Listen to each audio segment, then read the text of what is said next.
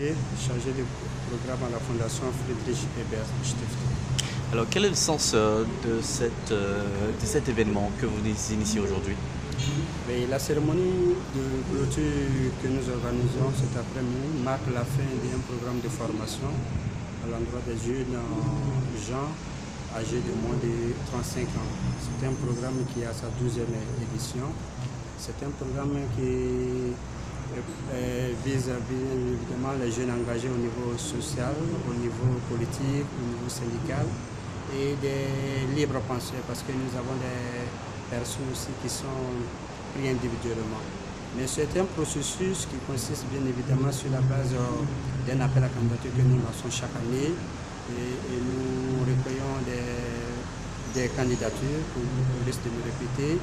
Et sur la base d'un certain nombre de critères que nous avons établis, nous procédons à la sélection de 30 personnes. Et ces 30 personnes reçoivent une formation sur différents thèmes.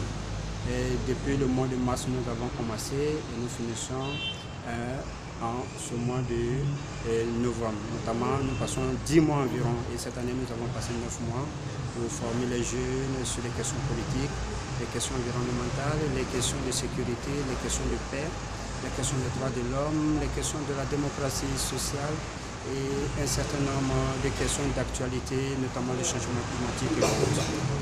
Alors, à la suite de ces 10 mois de formation, quel bilan faites-vous? À la fin de ce programme de formation de 2016, ce que nous pouvons retenir, c'est l'engagement des jeunes. C'est leur motivation et leur présence aux différentes sessions que nous avons menées. Juste pour rappeler que les sessions de formation concernent bien évidemment, se font sous plusieurs formats. Ce sont des séminaires en résidentiel, ce sont des sessions de formation ici, ce sont des visites et autres. Et encore, ce que nous pouvons retenir, c'est qu'il y a un engouement de la jeunesse. Il y a la nécessité aujourd'hui de tuer les jeunes à pouvoir se prononcer demain, à être de véritables leaders pour la société ivoirienne et la société de façon mondiale, bien évidemment. Donc c'est le bilan que nous avons fait. Comme je le disais tantôt, nous sommes à la 12e promotion. Nous avons pas moins de 300 personnes dans notre base de données qui ont participé à cette formation, dont moi-même aujourd'hui qui suis chargé du programme.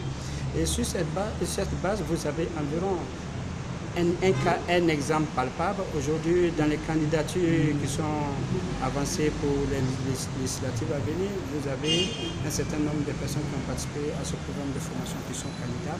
C'est pour dire que nous donnons des outils aux jeunes pour agir sur les questions qui concernent l'intérêt national, l'intérêt international. Alors, est-ce que après cette formation, est-ce que vous avez des perspectives dans la prochaine... La perspective que nous avons pour l'année au cours de cette formation, nous donnons des outils. Comme le disait le représentant, M. Martin Yor, lorsque nous donnons ces outils, notre vision est que ces outils partent d'une formation individuelle, puisque ce sont les auditeurs qui sont formés, pour avoir un impact national, un impact collectif.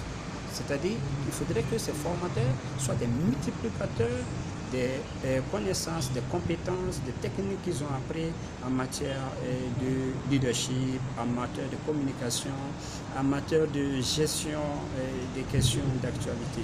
Donc voilà la perspective. Nous formons des leaders politiques, des leaders sociaux, des leaders économiques pour la Côte d'Ivoire de demain.